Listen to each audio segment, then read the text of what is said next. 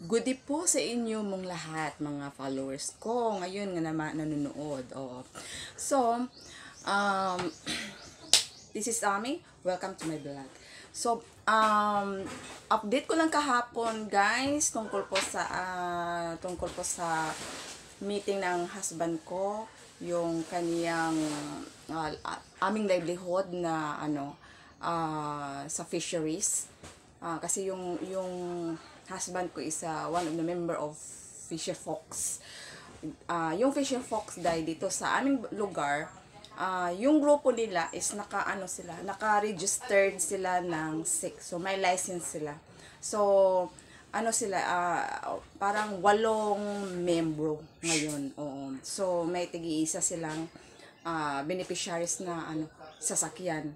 Galing po sa BIFAR. Sa Fisher Fox, sa ating government. So magpasalamat tayo po sa shoutout po sa government noon, pati yung kagawad na nag-follow up palagi para po naging registered yung kanilang grupo.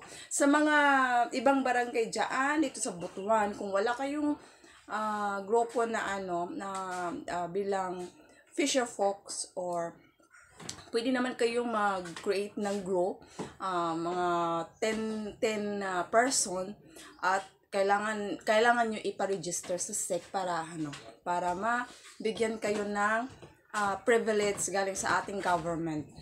Bigyan kayo ng pambot at saka makina. Meron kayong gagamitin pag pangingisda.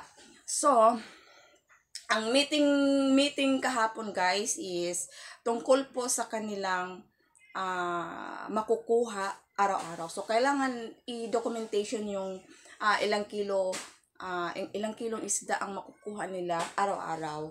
So picturean, o pwede natin i-vlog at ipapasa sa kanilang website.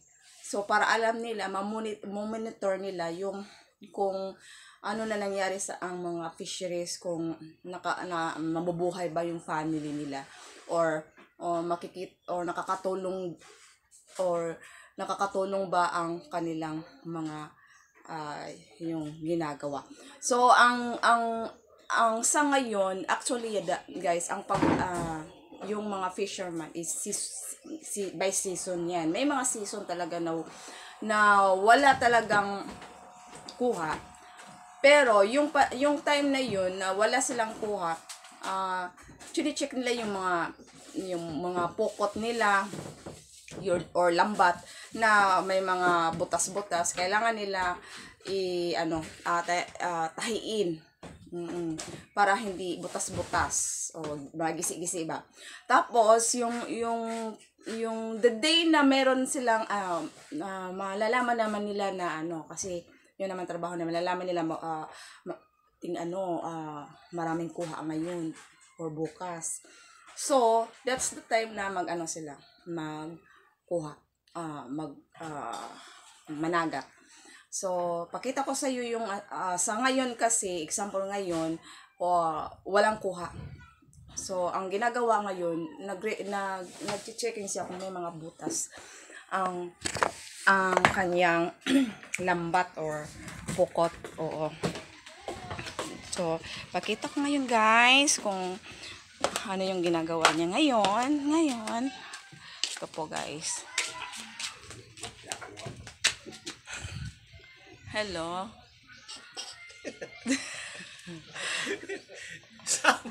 Lahiya, guys. Ito na namin. Oo. Kami bang yung Ayan. Oo, para makita din sa sa mga madlang people na ayong ginagawa kapag yung araw na walang pakuha. So, wag sayangin ang oras. Ayan. Oo. Yun ang actually, guys, dito sa Butuan, guys, yung kadalasan ng hanap buhay ang mga tao dito.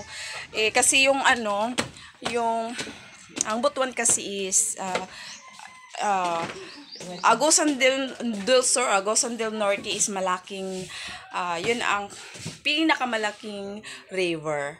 Tinatawag siya Agusan. Kaya ang Butuan City is timberland, maraming kahoy. or mostly yung mga nakatira dito sa Gosan del Sur, yun ang hanap buhay sa sa river. Maraming hanap buhay ang makikita. Pangunguha kahoy, pananagat, kumukuha ng isda, namimingwit, yun. O, ako naman is paalis na. Kailangan natin ng hanap buhay kahit konti. So, yun lang guys. Salamat po sa iyong panonood. Thank you for watching and please follow and subscribe my video. Bye-bye and God bless po sa inyo.